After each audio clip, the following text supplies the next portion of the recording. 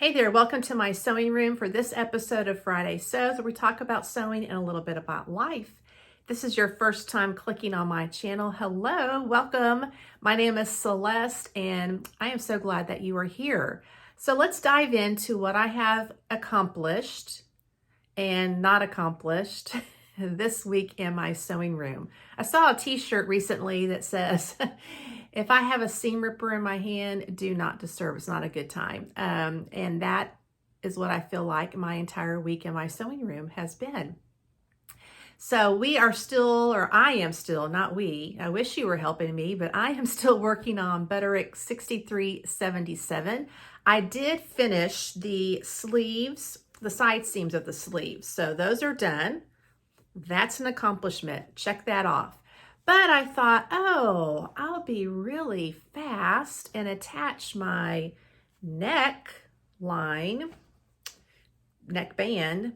with the serger and just kind of omit a couple of steps. So as you can see by all the thread, I had to remove all of that because I had this attached, but then there was a lot more fabric that wasn't attached. I'm not sure how that happened, but I need to go through and redo that. So I really dislike, with exclamation points, using the seam ripper and having the reaper, that's what it should be called, the seam ripper, to take things out. But I will work on that and get that done. So that kind of was where I kind of was a standstill. My husband said, "You didn't spend very much time in your sewing room."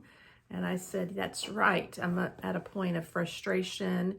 And it was getting late at night, and I knew that when it gets late and I'm tired, then I make more mistakes. So, but I did have to switch gears because we have 2 new kindergartners in our church. And so if this is your first time clicking on my video, what I do is I make a little worship bag for them with their name embroidered on them. And then we give them a Bible, and that way, when they're in their classroom, all of them will have their own names on it in their favorite color. And it just is an easier way for them to accumulate and gather all of their stuff. And some of these girls have a lot of stuff they bring to church. I think they just kind of empty out their entire toy box when they come. But we have 2 new ones. So one of my my resolutions is to embroider something every month. In January, I did not get that done. But in February, I've completed 2 things. So they're done, but they're not quite finished. So I have this one, and I used my mother's embroidery machine, and I used that magnetic hoop. And let me tell you what, that was a game changer. How come no one thought of that when they first made embroidery machines? I mean, oh, my hands are not, we're not struggling with that hoop. And so sadly, I only have one 5x7.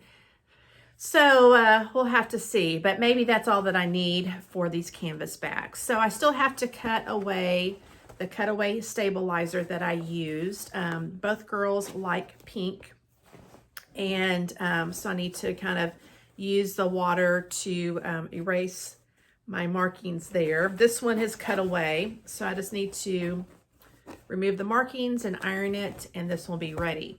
So thankfully, this little girl comes frequently.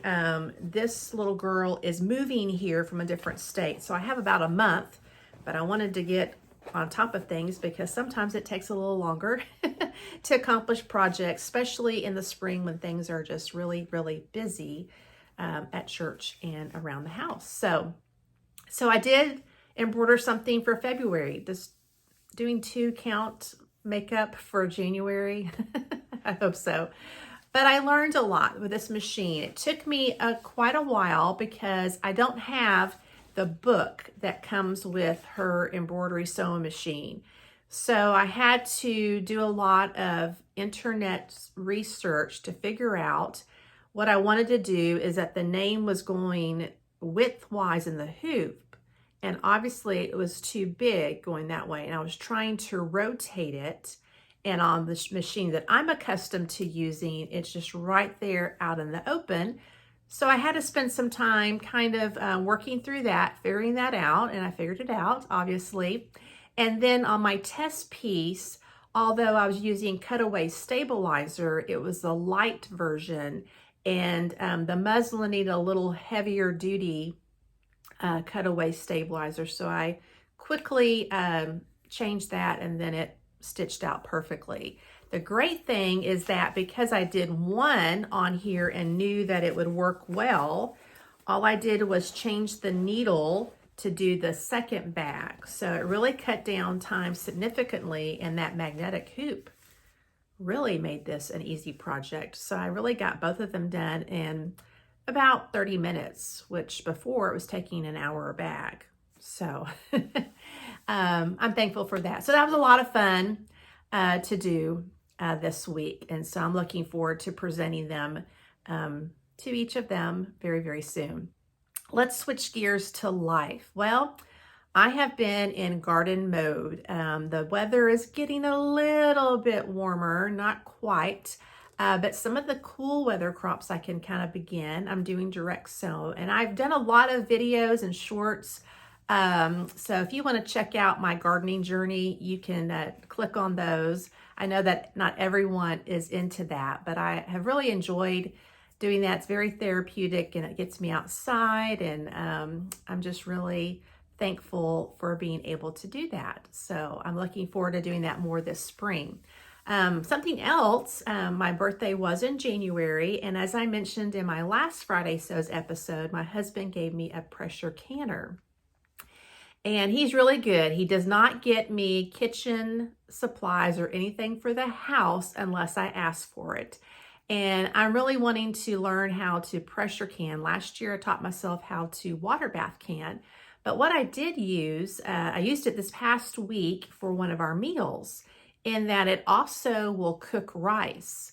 And so I thought, well, this will be an easy project for me to kind of get used to how this machine works and feel more comfortable in using it, so that when it's time to pressure can things later on, I will kind of get over that initial hurdle of being kind of nervous about something breaking. So the only casualty in this whole thing is that I thought I had vented it to steam, let the steam out. You have to do that before you remove the lid. I thought that I did that. I thought all the steam was gone. It was just a little bit. I thought, so that won't matter. Oh, yes, it did, because it scalded my thumb. Thankfully, I was able to remedy that real quickly, and I didn't have to go to the emergency room. But yeah, learned that the hard way. So I'm thankful that it wasn't much worse. But I'm going to look forward to using that more often. So I hope that you are having a great week. This is kind of a short and sweet video because I really haven't had much time to spend in my sewing room due to the amount of things that are going on at work. But I really do appreciate you hanging out with me today. I hope that you have a wonderful Friday and that you are going to get some time to sew this weekend, my friend. Thanks again for clicking on the video. And if you're new, I hope that you'll consider subscribing and clicking that notification bell so that you are notified of other videos I upload each and every Friday. And then you can actually see when this Butterick 6377 is actually completed. So thank you so much, my friend. Have a great day and happy sewing. See you soon.